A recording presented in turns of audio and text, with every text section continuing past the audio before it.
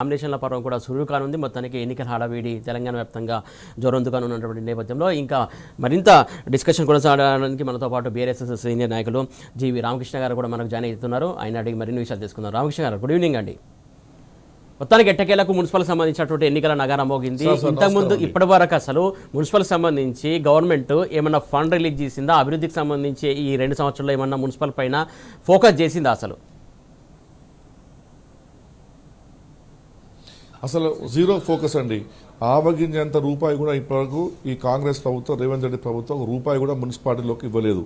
గతంలో 2014 కంటే ముందు కూడా అప్పుడున్నటువంటి మున్సిపాలిటీ సెల్ఫ్ సఫిషియెంట్ లేవని ఉద్దేశంతో కేసీఆర్ గారు అప్పుడు వారు ఫండ్స్ ఇవ్వడం జరిగింది. First time release the funds. ఆ ఫండ్సే తప్పించి ఇప్పటివరకు ఒక రూపాయి కూడా ఇవ్వలేదు. మన తెలంగాణ ప్రజలు కానివ్వండి, మున్సిపాలిటీలో ఉన్నటువంటి ప్రజలందరూ కానివ్వండి, కేసీఆర్ గారి యొక్క డెవలప్మెంట్ చూసినా తప్పించి ఈ రేవంత్ రెడ్డి గారి ప్రభుత్వం డెవలప్మెంట్ ఇంతవరకు ఒక అడుగు కూడా వాళ్ళు చూడలేదు. అది కంటికి కనబడుతున్నది. గతంలో మా అందరికి తెలిసి ఏంటంటే అర్బనైజేషన్ అంటే కేవలం మనకు ఆంధ్ర ప్రాంతం సంబంధించిన విజయవాడ, విజయనగరము, లేకపోతే తిరుపతి, లేకపోతే ఇంకేదో ఆంధ్ర ప్రాంతాల ఊరు తెలుసు. కానీ ఈరోజు కేసీఆర్ గారి ఒక గొప్ప విజను, కేటీఆర్ గారి ఒక గొప్ప కస్టమర్ తోటి ఇవాళ మన తెలంగాణ ప్రాంతంలో అనేక నగరాలు, అన్ని జిల్లా కేంద్రంలో అద్భుతమైనటువంటి డెవలప్మెంట్ జరిగింది. కళ్ళారా ఇవాళ ప్రజలు చూస్తారు. డ్రైనేజ్ సిస్టమ్ కానివ్వండి, నీటి సరఫరా కానివ్వండి, మిషన్ కాకతీయ ద్వారా మనకు అన్ని వర్గాలకు అటు స్లమ్స్లో కానివ్వండి, కాలనీస్లో కానివ్వండి అందరికి కూడా సమయంగా వారానికి ప్రతిరోజు నీళ్ళు ఇవ్వడం జరిగినది. జంక్షన్స్ డెవలప్మెంట్ చేయడం జరిగినది. అనేకమైన అండర్ డ్రైనేజ్ డెవలప్మెంట్ చేయడం జరిగినది. ఏ జిల్లా కేంద్రం పోనివ్వండి, ఏ మున్సిపాలిటీ పోనివ్వండి, మంచి డివైడర్స్, గ్రీనరీ, ఒక అర్బనైజేషన్ లుక్ ఈరోజు కేటీఆర్ గారి ఒక గొప్ప విజన్ తోటి జరిగినదండి. 100% ఇవాళ తెలంగాణ ప్రజలు చూస్తున్నారు. రానున్న రోజుల్లో ప్రజలు తప్పకుండా మనము ఇది బీఫామ్తో జరిగే ఎన్నికలు. మొన్న జరిగిన ఎన్నికల్లో కూడా మనం చూసినామండి. సుమారు 45% సర్పంచ్లు మనం వితౌట్ బీఫామ్ గెలవడం జరిగినది. ఈరోజు మనకు బీఫామ్ తోటి మనం గెలవడం జరుగుతున్నది. 100% బీఫామ్లు మన కారు కనబడుతుంది. కారు లోపల కేసీఆర్ గారు కనబడతారు. కాబట్టి తప్పకుండా తెలంగాణ ప్రజలు అర్బన్లో ఉన్నటువంటి ఓటర్స్ అందరూ కూడా మన బీఆర్ఎస్ పార్టీ తరఫున ఉన్నారనే విషయం మేము కుండ బద్దలు కొట్టుకున్నట్టు మేము చెప్పగలుగుతాం. అందులో ఎటువంటి సందేహం లేదండి. రైట్ రామకృష్ణ గారు, మీరు అన్నట్టు ఏదైతే మొన్న ఎలక్షన్లో కూడా సర్పంచ్ ఎన్నికల్లో కూడా చాలా చోట్ల కూడా అడిగారు. ఏదైతే ఇది సింబాల్ కాదు, ఏది అంటే పార్టీ పరంగా సింబల్స్ లేవు అని చాలా మంది అడిగారు. వాళ్ళు ఉంటే నిలుస్తాం, కేసీఆర్ ఉంటే నిలుస్తాం, లేకుంటే లేదని చెప్పేసి కుండబద్దలు కూడా చెప్పారు. అప్పుడు ఎలాంటి రిజల్ట్ వచ్చాయో మనం చూసాం. అలాగే గ్రామ పంచాయతీలకు సంబంధించి కూడా ఎలాంటి అభివృద్ధి చేసి వీళ్ళు ముందుకెళ్లారో మనం చూసాం. కాకపోతే ఇప్పుడు ఉన్నటువంటి పరిస్థితుల్లో పట్టణాల్లో కూడా అవగాహన చాలా మందికి ఉంటుంది. అసలు జరుగుతున్న సిచ్యువేషన్ ఏంటి, అభివృద్ధి సంబంధించి కావచ్చు, లేకుంటే ఇప్పుడు పార్టీ సింబల్ మీరు అన్నట్టే ఖచ్చితంగా పార్టీ సింబల్ తోటి బీఫామ్ తోటి ఎలక్షన్స్కి వెళ్తున్నటువంటి క్రమం కనబడుతుంది. ఎప్పుడెప్పుడు అని వెయిట్ చేస్తున్నటువంటి క్రమం. ఈ నేపథ్యంలో పార్టీ కేరళ కావచ్చు, గ్రౌండ్ లెవెల్లో కావచ్చు, జనాలు ఏమనుకుంటున్నారు అసలు? సరే, ఈ రోజుకి మనం అర్బనైజేషన్లో చూస్తాం, మున్సిపాలిటీలో ప్రజలకు మన డెవలప్మెంట్ కనబడుతుందండి. అందులో ఏమాత్రం డౌట్ లేదు. కేసీఆర్ గారిని పొరపాటున మనం ప్రభుత్వం పోయిందనే బాధలు వాళ్ళు ఉన్నారు. ఈరోజు మళ్ళీ కేసీఆర్ గారు బలం ఇవ్వాలన్న ఒక ఉద్దేశంతో ఇవాళ అర్బన్ ప్రజలు ఉన్నారు. అర్బన్ ప్రజలు కొంచెం ఎడ్యుకేటెడ్ కాబట్టి వాళ్ళకు లోక జ్ఞానం కూడా ఎక్కువ ఉంటుంది. అన్నిటికంటే ముఖ్యమండి వాటర్ ప్రాబ్లం మనం తీవ్రంగా మన సమస్యను మనం తెలంగాణ ప్రభుత్వం, కేసీఆర్ గారి ప్రభుత్వం ఇవాళ అన్ని ప్రాంతాల్లో, అన్ని మున్సిపాలిటీల్లో మనం రోజు 2 సార్లు వాటర్ ఇచ్చినామండి. ఇవాళ బస్తీ దవాఖానలు పెట్టిన చరిత్ర మన కేసీఆర్ గారిదే. ప్రతి జంక్షన్స్ ఏ జిల్లా కేంద్రం పోనండి, ఏ మున్సిపాలిటీ పోనండి, అద్భుతమైనటువంటి జంక్షన్స్ డెవలప్మెంట్ చేసిన చరిత్ర మన కేసీఆర్ గారి ప్రభుత్వంలో. అంతకుముందు మనకు అర్బన్ డెవలప్మెంట్ అథారిటీస్ ఎక్కడ లేవు. ఓన్లీ మనకు వరంగల్ కేవలం హైదరాబాద్లో ఉండే.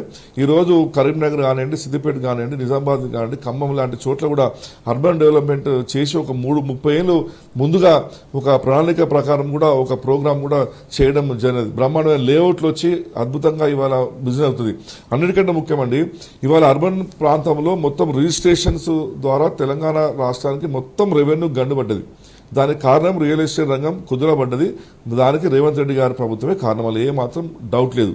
అంటే అసలు అభివృద్ధి అనే పదము ఇవాళ నిర్వీర్యం అయిపోయింది ఈ యొక్క తెలంగాణ ప్రాంతంలో. సో తప్పకుండా మీరు మా కరీంనగర్ జిల్లాకి చూసుకుంటే, నేను కరీంనగర్ జిల్లాకు సంబంధించిన వ్యక్తి కాబట్టి ఇవాళ మాకు కేబుల్ బ్రిడ్జ్, బ్రహ్మాండమైన కేబుల్ బ్రిడ్జ్ కేసీఆర్ గారు అప్పుడు 350 కోట్లు ఇచ్చిందండి. ఇవాళ అక్కడ లైట్ వెలుగుతలేవు కేబుల్ బ్రిడ్జ్లో. మొన్న కొంతమంది యువకులు ఒక ఎన్జిఓ ఆర్గనైజేషన్స్ కందులు పట్టుకొని ఈ యొక్క లైట్లు ఎందుకు వేయడం లేదు ఈ రేవంత్ రెడ్డి గారి ప్రభుత్వం అని చెప్పి నిలదీసిన ప్రభుత్వాన్ని. అంటే అంత హీనమైన పరిస్థితిలో ఇవాళ అర్బన్ ప్రాంతంలో ప్రజలు గ్రహిస్తున్నారు. కాబట్టి ఎటు చూసినా కూడా సార్ ప్రజలు మాత్రం మన కేసీఆర్ గారు వైపే ఉన్నారు, అలా ఎటువంటి డౌట్ లేదు. అన్నిటికంటే ముఖ్యము అన్ని కళ్ళ కనబడుతుంది మొదటి డెవలప్మెంట్. ఇవాళ వాకింగ్ చేయడానికి కోసము మనం వాకర్స్ కోసం కూడా బ్రహ్మాండమైనటువంటి అవి చేసినాం, మనం వాకర్స్ నడవడానికి కోసం పార్కులు డెవలప్ చేసినాం. అంతేకాకుండా ఐటీ పార్క్స్, మన ఐటీ పార్క్స్ అన్నీ ఎక్కడ ఉంటాయంటే హైదరాబాద్లో, ఢిల్లీ, బొంబాయిలో ఉంటాయి. ఇవాళ అటువంటివి కూడా ఇవాళ కేటీఆర్ గారి గొప్ప సౌజన్యంతో ఇవాళ కరీంనగర్ కానివ్వండి, నిజామాబాద్ కానివ్వండి, అటు ప్రాంతంలో కూడా ఇవాళ మనం ఐటీ పార్క్స్ చేయడం జరిగినది. ఇవాళ బీసీ విద్యార్థులు చదువుకోవడం కోసము మనం ఇవాళ బీసీ చదవడం వాళ్ళకు కూడా స్పెషల్గా వాళ్ళకు బీసీ స్టడీ సర్కిల్ ఏర్పాటు చేయడం జరిగినది. అంబేద్కర్ భవనాలు నిర్మించడం జరిగినది. ఎస్సీ సంబంధించిన వ్యక్తులు అందరూ కూడా అక్కడ అద్భుతంగా వాళ్ళు పనిచేసుకోవాలి, చదువుకోవాలని చెప్పేసి. అంటే ఈ విధంగా చూస్తే సార్ ఏ ఇష్యూ చూసినా కూడా ప్రతి ఇష్యూలో మన కేసీఆర్ గారి మార్కు, కేటీఆర్ గారి మార్కు ఉన్నది. ఇవాళ కొన్ని చోట్ల మా కరీంనగర్ సంబంధించి సార్ ఇవాళ టీడీపీ మన తిరుమల దేవస్థానం దగ్గరికి ఇక్కడ ఉన్నటువంటి మా గంగుల కమలాకర్ గారు, వినోద్ కుమార్ గారు, కేటీఆర్ గారు పర్మిషన్ తీసుకుంటే 10 ఎకరాలు మేము కేటాయించినామండి. భూమి పూజ చేసినాం. ఈ 2 సంవత్సరాల్లో తట్టడు ఉసుక కూడా అక్కడ చేయలేదు. ఇస్కాన్ టెంపుల్ కోసం ప్రయత్నం చేసినాము, 8 ఎకరాల భూమి కేటాయించినాము, తట్టడు ఇసుక తీయలేదు. అంటే చూసినా కూడా ఆ రోజు కేసీఆర్ గారి ప్రభుత్వంలో వేసినటువంటి డెవలప్మెంట్ తప్పించి ఇప్పుడు ఒక డెవలప్మెంట్ కూడా లేదు. అన్నిటికంటే ముఖ్యం ఏంటంటే కేసీఆర్ గారు అప్పుడు ప్రతి జిల్లా కేంద్రంలో 15-20 కిలోమీటర్ల కోసం 150-200 కోట్లు కేటాయించారు. అంటే సిటీ ఎంటర్ కాగానే అటు ఇటు మంచి డ్రైనేజ్ ఉండాలి, చెట్లు ఉండాలి, రోడ్స్ మధ్యలో స్ట్రీట్ లైట్ ఉండాలి. ఆ సిటీ లుక్ ఇప్పుడున్న జనరేషన్ కూడా అరే మేము పుట్టింది ఇంత గొప్ప సిటీలా అనే విధంగా ఆ రోజు అంత అద్భుతంగా డెవలప్మెంట్ జరిగిందండి. కాబట్టి ప్రజలు కంటికి కనబడుతుంది డెవలప్మెంట్. కాబట్టి 100% అర్బనైజేషన్లో, అర్బన్ ప్రాంతంలో, మున్సిపాలిటీ ప్రాంతంలో 100కు 100% ఇవాళ ప్రజలు టీఆర్ఎస్ వైపు ఉన్నారు. ఇప్పుడు చిన్న చిన్న మున్సిపాలిటీస్, ఫర్ ఎగ్జాంపుల్ జమ్మికుంట మా జిల్లాలో, జమ్మికుంట కానివ్వండి, సుల్తానాబాద్ కానివ్వండి, పెద్దపల్లి కానివ్వండి, ఇవన్నీ చాలా చిన్న గ్రామ పంచాయతీలు కూడా ఇవి సిటీ లుక్స్ వచ్చినాయి. అద్భుతంగా రోడ్స్ ఉన్నాయి. ఆ రోడ్డు చూస్తే మనం పరిశ్రమ అయిపోతాం. ఇటువంటి రోజులు హైదరాబాద్లో కూడా ఉండవు. అంటే ఇంత డెవలప్మెంట్ కళ్ళారా చూస్తుంది. కాబట్టి సార్ 100% రానున్న రోజుల్లో రేపు జరగబోయే ఎన్నికల్లో మన బీఆర్ఎస్ పార్టీకి 100% పబ్లిక్ అనుకూలంగా ఉన్నారు. అద్భుతమైన రిజల్ట్స్ మనం చూడబోతున్నామండి. ఓకే అండి, ఇప్పుడు ఒక షార్ట్ బ్రేక్ తీసుకొని వస్తాను. మొత్తానికి చూస్తున్నాం కదా, మున్సిపల్ సంబంధించి చాలా యొక్క సమస్యలు తాండవిస్తున్నాయని చెప్పేసి రామకృష్ణ గారు చెప్తున్నారు. ప్రధానంగా ఎక్కడ వేసిన పడక అక్కడ ఉంది. మొత్తానికి మురుగునీటి సమస్య కావచ్చు, లేకుంటే చెత్త తీయడం కావచ్చు, లేకుంటే ఇంకా వేరే ఇతర సమస్యలు కూడా చాలా సమస్యలు తాండవిస్తున్నాయి. మొత్తానికైతే నాడు చేసినటువంటి అభివృద్ధి తప్ప ఈ కాంగ్రెస్ వచ్చిన తర్వాత అభివృద్ధి శూన్యం అని చెప్తున్నటువంటి అంశం. రామకృష్ణ, ప్రధానంగా ఏదైతే కరీంనగర్ పరివాహక ప్రాంతం అంతా ఏదైతే ఎస్ఆర్ఎస్పీ కాలువకు సంబంధించినటువంటి అంశం, ప్రధానంగా ఎస్ఆర్ఎస్పీ కాలువ కూడా పడవ పెట్టినటువంటి సిచ్యువేషన్ మనం చూస్తున్నాం. అలాగే అటు సింగూరు డ్యామ్ కూడా పడవ పెట్టినటువంటి సిచ్యువేషన్ చూస్తున్నాం. మొత్తానికి సాగుకు సంబంధించి కావచ్చు, అన్ని కావచ్చు, తాగునీటికి సంబంధించి జలమండలి వాళ్ళు చెప్పినా కూడా పట్టించుకొని పరిస్థితి కనబడుతుంది. ముఖ్యంగా మున్సిపాలిటీలకు సంబంధించి ఇక్కడ చాలా మున్సిపాలిటీ ఉంటాయి ఆ ఏరియాలో. మొత్తానికి ఆ నీరు రాకపోవడంతో భూగర్భం మొత్తం జలాలు కూడా నీట్గా అడగంటిపోతున్నటువంటి సిచ్యువేషన్ మనం చూస్తున్నాం. ఇంకా ఎండాకాలంలో ఇంకా చాలా సమస్యలు తలెత్తే అవకాశం ఉంది. ఇప్పటికి కూడా స్పందించట్లేదని చెప్పేసి చాలా సందర్భాల్లో చెప్తున్నటువంటి అంశం. మున్సిపల్ సంబంధించినటువంటి చర్యలు తీసుకోవాల్సినటువంటి అవసరం ఉందా లేదా?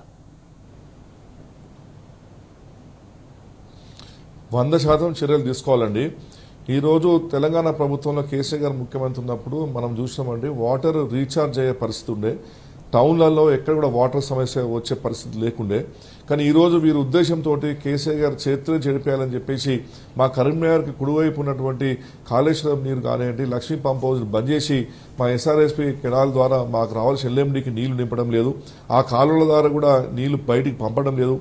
దాని అంతా కూడా కారణం ఏంటంటే కేసీఆర్ గారిని బదనాం చేయాలని ఒక పిచ్చి ఆలోచనతోటి ప్రభుత్వం ఉన్నది. కానీ కేసీఆర్ గారిని బదనాం చేసే పరిస్థితిలో ఇవాళ రేవంత్ రెడ్డి గారు లేరు. ప్రజలకు తెలుసు కేసీఆర్ గారి గొప్పతనం. పర్యావరణకు సంబంధించి కూడా సార్ ఇవాళ ఎంత అద్భుతమైన ప్రోగ్రాం మనం గత ప్రభుత్వం చేసినామంటే, అర్బన్ నర్సరీస్ పెట్టిన చరిత్ర ఎన్నడూ లేదు కాంగ్రెస్ ప్రభుత్వంలో. వాళ్ళన్ని చెట్లు తగలబెట్టేయడము, చెట్టు కొట్టేయడము, టేక్ చెట్లు అమ్ముకోవడం చరిత్ర చూసిన తప్పించి అర్బన్ నర్సరీలు పెట్టుకొని మొత్తం గ్రీనరీ చేసిన చరిత్ర మన తెలంగాణ ప్రభుత్వం, మన కేసీఆర్ గారి ప్రభుత్వం మనందరం కూడా చూడడం జరిగినది. ఈ పొడి చెత్త, వెట్ చెత్త అంటే వెట్ అండ్ డ్రై చెత్తను కూడా సెపరేట్ చేసిన చరిత్ర కూడా మనం క్రియేట్ చేసింది. ఆ రోజు కేటీఆర్ గారు, కేసీఆర్ గారు ఒక గొప్ప సంకల్పంతో ఒక మంచి ఆరోగ్యపరంగా ఉండాలి నగరాలనే ఉద్దేశంతో అటువంటి రిఫార్మ్ తీసుకురావడం జరిగినది. మంచి అధికారులను ఎక్కడ కూడా పొలిటికల్ ఇంటర్ఫిరెన్స్ లేకుండా మున్సిపాలిటీ రన్ చేయడం జరిగినది. ఈరోజు చూస్తే లా అండ్ ఆర్డర్ ప్రాబ్లం, ఘోరమైన లా అండ్ ఆర్డర్ ప్రాబ్లం. మా కరీంనగర్ జిల్లాలో అయితే కాంగ్రెస్ పార్టీ ఎమ్మెల్యేలే ఎస్పీలను నడిపించే పరిస్థితి. ఏ ఎస్పీ కూడా ఇక్కడ సరిగ్గా పనిచేయలేని పరిస్థితి. సిఐలో ట్రాన్స్ఫర్ చేయడంలో ఎమ్మెల్యేల గారి ఒకప్పుడు one of the best policing award తీసుకున్న చరిత్ర మనది కేసీఆర్ గారు సీఎం ఉన్నప్పుడు. ఈరోజు ఆ డిపార్ట్మెంట్ మొత్తం నిర్వీర్యం చేయడము, ఏమనంటే మన కేటీఆర్ గారు కేసీఆర్ గారి కుటుంబం మీద నిందలేయడం, ఇటువంటి చిల్లర కాలయాపం చేసుకుంటా పబ్లిక్ డైవర్షన్ రాజకీయాలు వాళ్ళు చేయడం జరుగుతుందండి. బట్ మున్సిపాలిటీకి సంబంధించి ఏ ఒక్క హామీ ఇంతవరకు కూడా రేవంత్ రెడ్డి గారు ఏ ఒక్క హామీ కూడా నెరవేరలేదు. ఇవాళ వాటర్ ప్రాబ్లం రేపుగిన తెలంగాణ ప్రజలు టీఆర్ఎస్ బీఆర్ఎస్కి ఓటేస్తే తప్పకుండా మన కార్పొరేటర్లు, మన మున్సిపల్ చైర్మన్లు, మన మేయర్లు 100% వాళ్ళు ప్రభుత్వాన్ని నిలదీసి ఆ సమస్యలు పరిష్కరిస్తారు. అది ప్రజలకు తెలుసు. కాంగ్రెస్ ఇంకా తీవ్రమైతే అనే సంగతి కూడా ఇప్పుడు ప్రజలు గ్రహిస్తున్నారు. ఎందుకంటే నగరాలు బాగుంటే గ్రామీణ ప్రాంతంలో కూడా ఒక మంచి మెసేజ్ పోతుంది. ఎందుకంటే కొన్ని వేల మంది ఉదయాన లేవగానే నగరాలకు వస్తుంటారు. మన నగరం రోజు విస్తరిస్తుంది కాబట్టి ఆ ప్రణాళిక ప్రకారమే మన ప్రభుత్వము అనేక చర్యలు తీసుకుందండి. కాబట్టి మీరు అన్నట్టు 100% రానున్న రోజుల్లో ఇంకొక 2 నెలలు అయితే ఎండాకాలం వస్తుంది. ఎండాకాలంలో మనము రేపు మా జిల్లాలో ప్రత్యేక కరీంనగర్ లాంటి జిల్లాలో పక్కన మాకు ఎస్ఆర్ఎస్పి ఉన్నా, అటు పక్కన మిడ్ మానేర్ ఉన్నా, అటు పక్కన వరదకాల ఉన్నా, లక్ష్మీ పంప్ హౌస్ ఉన్నా, ఇవన్నీ కూడా వారు కేసీఆర్ గారిని బదనాం చేయాలని ఉద్దేశంతో వాటిని ఉపయోగించరు. దాని ఆధారంగా రేపు మా యొక్క ప్రజలు తీవ్ర ఇబ్బందులు పడే అవకాశం ఉన్నది. అవన్నీ తట్టుకోవాలంటే రేపు తెలంగాణ ప్రజలు మున్సిపాలిటీలో ఉన్నటువంటి ఓటర్స్ 100% మళ్ళీ మా కేసీఆర్ గారిని గెలిపించుకోవాలని చెప్పి ఈ స్థానికంగా 3 జిల్లాలు కావచ్చు, లేకుంటే ఏదైతే 116 మున్సిపాలిటీకి సంబంధించి కావచ్చు, ప్రతి పల్లెకి సంబంధించి కావచ్చు, పారిశుద్ధ్యానికి సంబంధించి గత బీఆర్ఎస్ సర్కారు ఊరూరికి ఒక పారిశుద్ధ్యానికి సంబంధించి ఊరూరికి చెత్త తీయడానికి ఒక ఆటోని కేటాయించింది. పట్టణంలో అయితే పెద్ద పారిశుద్ధ్యానికి సంబంధించి ట్రక్కు కావచ్చు, ఆటో కావచ్చు తీసుకెళ్లే సందర్భంలో ఉదయమే వచ్చి అనౌన్స్ చేసి చెత్త తీసుకువెళ్ళే వాళ్ళు. కాకపోతే ఆ పరిస్థితి ఇప్పుడు దాపురించలేదు. మొత్తానికి ఏదైతే పడకేసినటువంటి సిచ్యువేషన్, అందులో డీజిల్ పోయలేని పరిస్థితి, వెహికల్స్ మొరాయిస్తున్నటువంటి సిచ్యువేషన్, దానికి సంబంధించినటువంటి పట్టించుకున్న పాపాన పోనేటువంటి పరిస్థితి, ఇప్పుడున్నటువంటి సిచ్యువేషన్ దానికి అద్దం పడుతుందా లేదా? ఇప్పుడు మొత్తము చెత్త తీసే వాహనాలన్నీ షెడ్ లాగా మున్సిపాలిటీలో పడున్నాయండి. మొత్తం మీరు ఏ మున్సిపాలిటీ పోనీయండి, మన మున్సిపాలిటీ ఆఫీస్ అడుగుపెట్టగానే మొత్తం చెత్త వాహనాలు, డజన్ల కొద్ది వాహనాలు, అప్పుడు కేసీఆర్ గారి ప్రభుత్వం ఉన్న వాహనాలు పడున్నాయి. ఎక్కడ చెత్త కలెక్షన్ సరిగా లేదు. ఒక ఆర్గనైజేషన్గా ఒక వర్క్ జరుగుతలేదు. అధికారుల మీద ఈ ప్రభుత్వానికి పట్టు లేదు. మున్సిపాలిటీలు మొత్తం నిర్వీర్యం అయిపోయినాయి మొత్తం రాష్ట్రంలో. మీరు ఏ పట్టణం ఎదురైనా కూడా మనకు ఇంతకుముందు మంచి పట్టణాల ముందు చెట్టు స్వాగతం పలికేది. మనం పెట్టిన కేసీఆర్ గారు ప్రభుత్వం పెట్టిన చెట్లకు ఏ మున్సిపాలిటీలో నీళ్లు పోయలేక ఎండిపోయే పరిస్థితి ఉన్నది. అంటే ఇవాళ మొత్తము ఈ నగరాలను అన్నింటినీ కూడా ఒక శ్మశాన వాటికలాగా చేసిండు, ఒక డెజర్ట్ లాగా చేసి పడేసిండు. చెట్లకు నీళ్లు పోయడం లేదు, మన దవాఖానాల డాక్టర్లు సరిగా పోవడం లేదు.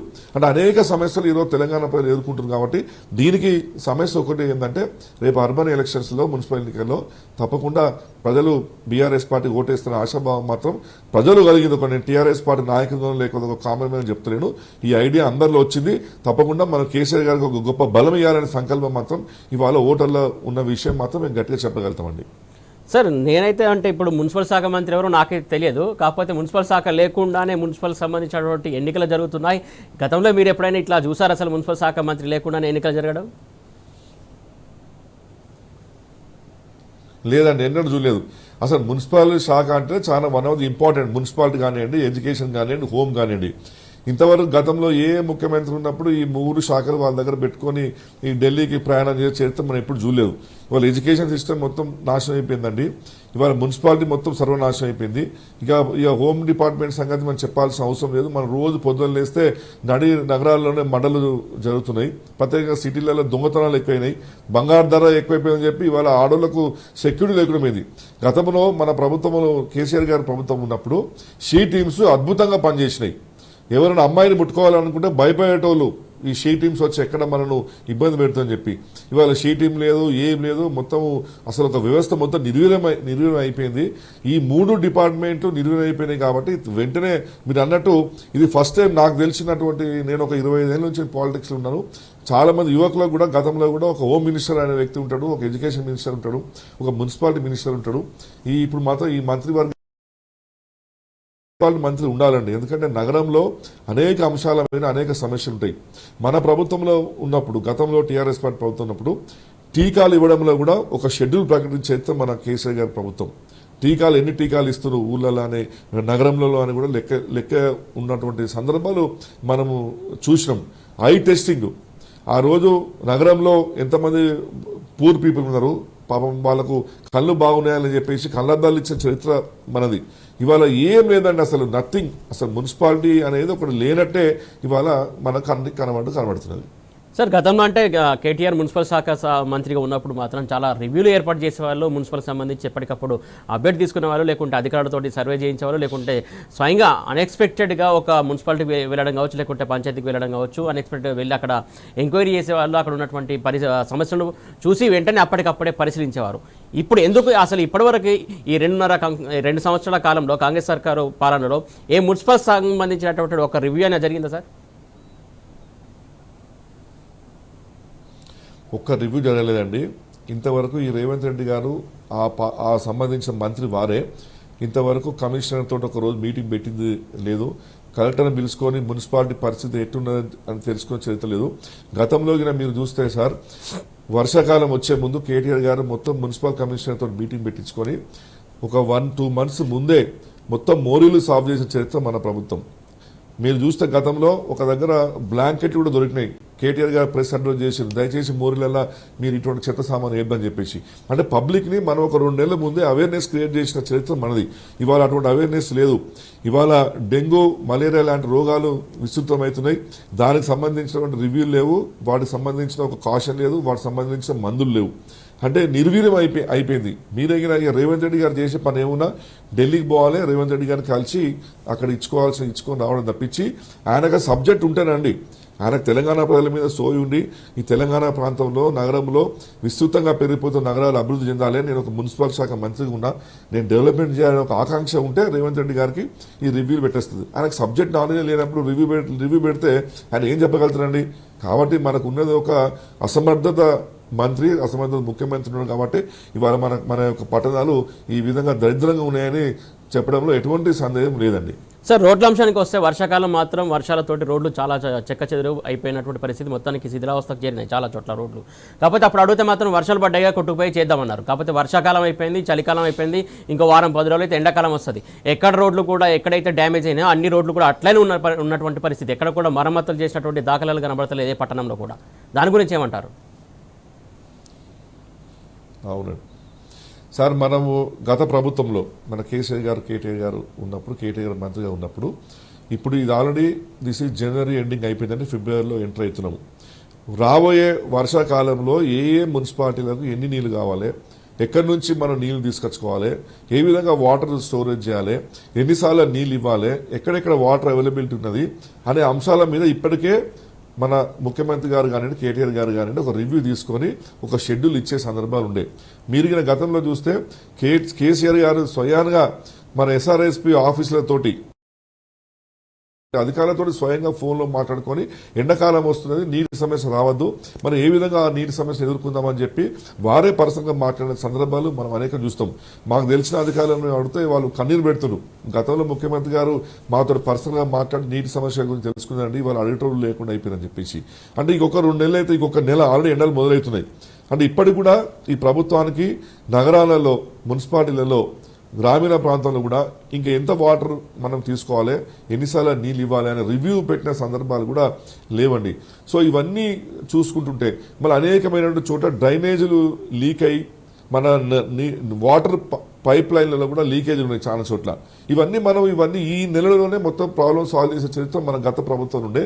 ఇవన్నీ ప్రజలకు కనబడుతున్నాయండి. ఇవాళ ఈయన నల్లాలు ఇప్పుతుంటే మీకు చూస్తుంది కదా సార్, మురికి నీళ్ళు వస్తున్నాయి కొన్ని మున్సిపాలిటీలలో. మనం రోజు కూడా టీవీలలో, పేపర్లలో చూస్తున్నాం. అంటే వీటి కూడా వాటికి స్పందన లేదు, వాటికి అసలు అవేర్నెస్ లేదు ఈ ప్రభుత్వంలో. ఈ లోకల్ ఉన్న మంత్రులకు కూడా ఎంతసేపు వాళ్ళ పర్సనల్ కొట్లాడలు, పంచాయతీలు తప్పించి వాళ్ళు ప్రజల కోసం విచారించే సమయం వాళ్ళకి లేదు. ఎంతసేపు ముఖ్యమంత్రి గారిని జోకడము, ఈ ముఖ్యమంత్రి గారు పోయి ఢిల్లీలో జోకడం తప్పించి ప్రజల యొక్క సంక్షేమం గురించి మాట్లాడుకున్న సందర్భాలు మాత్రం ఎక్కడ మనకు ఈ 2 సంవత్సరాల నుంచి కనబడతలేవు. కాబట్టి ఇప్పుడు మున్సిపాలిటీలు మాత్రం చాలా అధ్వానమైన పరిస్థితుల్లో ఉన్న విషయం మాత్రం మీరు కంటికి మనకు కనబడుతున్నాయండి, అందులో ఏం డౌట్ లేదు. ఓకే సార్, థ్యాంక్ యూ అండి Ramakrishna, thank you so much.